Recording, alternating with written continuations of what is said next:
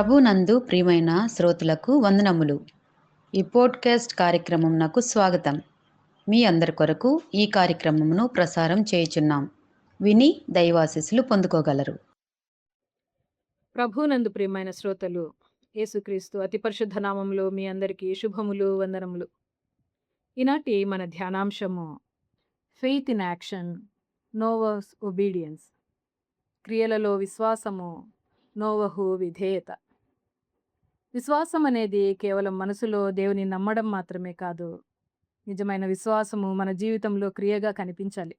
దేవుని ఆలోచన పూర్తిగా అర్థం కాకపోయినా ఆయన మాటకు లోబడటమే నిజమైన విశ్వాసం. దీనికి గొప్ప ఉదాహరణ నోవహు జీవితం. హెబ్రీ పత్రిక 11వ అధ్యాయము 7వ వచనంలో ఈ విధంగా వ్రాయబడి ఉంటున్నది.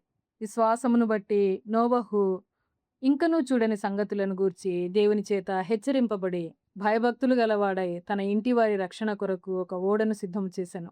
అందువలన అతడు లోకము మీద నేరస్థాపన చేసి విశ్వాసమును బట్టి కలుగు నీతికి వారసుడాయను. నోవహు జీవితము మనకు విశ్వాసము, విధేయత ద్వారా ఎలా కార్యరూపం దాల్చుతుందో నేర్పిస్తుంది. అవిశ్వాసంతో నిండిన లోకంలో నోవహు దేవునిపై సంపూర్ణ నమ్మకం ఉంచిన వ్యక్తిగా నిలిచాడు.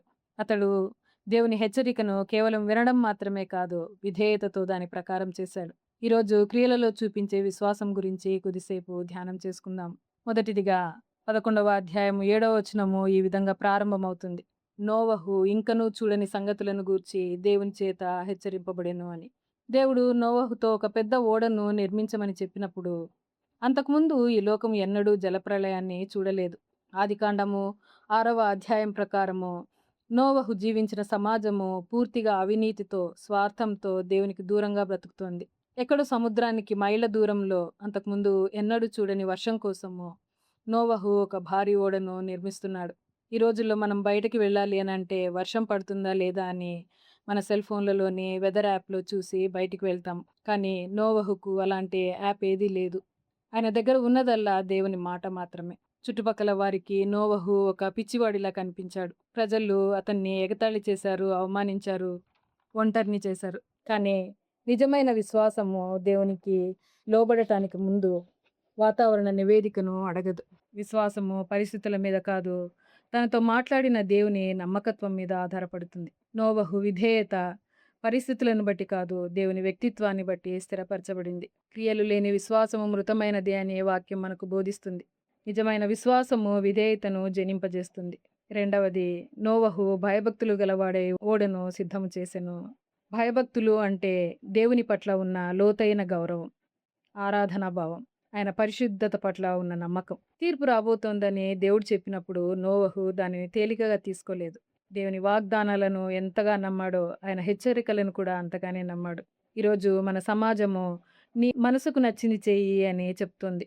నోవహు కూడా తన మనసుకు నచ్చిన దాన్నో లేక చుట్టూ ఉన్న సమాజాన్ని అనుసరించి ఉంటే చేతిలో ఉన్న సుత్తిని ప్రక్కన పెట్టి అందరిలాగా విలాసాలలో మునిగిపోయేవాడు. కానీ నోవహు దేవుని పట్ల ఉన్న భయభక్తులను అనుసరించాడు. ఆయన విశ్వాసము సుదీర్ఘమైన విధేయత ద్వారా క్రియలలో చూపించబడింది. నోవహు ఆ ఓడను నిర్మించటానికి దాదాపు 50 సంవత్సరముల నుండి 120 సంవత్సరముల సమయం పట్టిందనే వేద పండితులు చెప్తారు. అన్ని దశాబ్దాల పాటు కలపను సేకరించే దగ్గర నుండి కఠినమైన ఓడ నిర్మాణాన్ని ఎంతో ఓర్పుతో, విశ్వాసంతో జరిగించాడు. నిజమైన విశ్వాసము పనిని ప్రారంభించడం మాత్రమే కాదు, దానిని ముగించడం కూడా నేర్పిస్తుంది. మూడవది, నోవహు తన ఇంటి వారి రక్షణ కొరకు ఓడను సిద్ధపరిచాడు. నోవహు విధేయత అతని ప్రాణాన్ని మాత్రమే కాదు, అతని కుటుంబాన్ని కూడా రక్షించింది. దేవుని యందు విశ్వాసం ఉంచినప్పుడు నీవును నీ ఇంటి వాడును రక్షింపబడుదురని వాక్యం సెలవిస్తూ ఉంది. దేవుని పట్ల మనం చూపే విధేయత మన ఒక్కరితోనే ముగిసిపోదు. అది మన కుటుంబానికి, మన చుట్టూ ఉన్న వారికి దేవుని కృపను, రక్షణను అందిస్తుంది. ఉదాహరణకు, ఒక దీపస్తంభము తుఫానులో కూడా స్థిరంగా నిలబడి నౌకలకు దారి చూపిస్తుంది. అదేవిధంగా దేవునికి విధేయుడైన విశ్వాసి తన కుటుంబానికి ఆధ్యాత్మిక వెలుగుగా నిలవగలడు. మన కుటుంబాలకు మాటల కంటే మాదిరి ఎక్కువ అవసరం.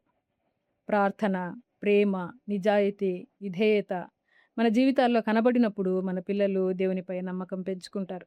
నోవహు ఓడ నిర్మిస్తున్నప్పుడు ప్రజలు అతనిని ఎగతాళి చేసి ఉండవచ్చు. అయినప్పటికీ అతడు దేవునికి నమ్మకంగా కొనసాగాడు. అలాగే ఈరోజు విశ్వాసంగా కొనసాగే క్రైస్తవులు విమర్శలను ఎదుర్కొనవచ్చు. కానీ దేవునికి విధేయత చూపటం ఎప్పటికీ వ్యర్థం కాదు. ప్రియ శ్రోతలు, ఈరోజు మనల్ని మనం ప్రశ్నించుకుందాము. నేను దేవుని వాక్యాన్ని కేవలం వింటున్నానా, లేక విధేయతతో నడుస్తున్నానా? నా విశ్వాసము నా క్రియలలో కనబడుతోందా? నా కుటుంబాన్ని దేవుని వైపుకు నడిపిస్తున్నానా అని మనలను మనము ప్రశ్నించుకుందాం. నోవహు వలె విధేయతతో కూడిన విశ్వాసాన్ని కలిగి జీవించడానికి ప్రయత్నం చేద్దాం. ప్రార్థన చేసుకుందాము. మా ప్రియ పరలోకపు తండ్రి, నోవహుకు ఉన్న విశ్వాసాన్ని మాకు దయచేయము. నిన్ను ఘనపరిచే హృదయాన్ని, నీకు మహిమ తెచ్చే జీవితాన్ని జీవించడానికి మాకు సహాయం చేయమని యేసునామంలో ప్రార్థిస్తున్నాము తండ్రి. ఆమేన్. ఈ కార్యక్రమమును గూర్చి మీ సలహాలు మరియు మీ ప్రార్థనా అవసరతల కొరకు మమ్మను సంప్రదించవలసిన మా ఫోన్ నంబర్ 9448508503 మరియు ఈమెయిల్ ఐడి info@fibaonline.org.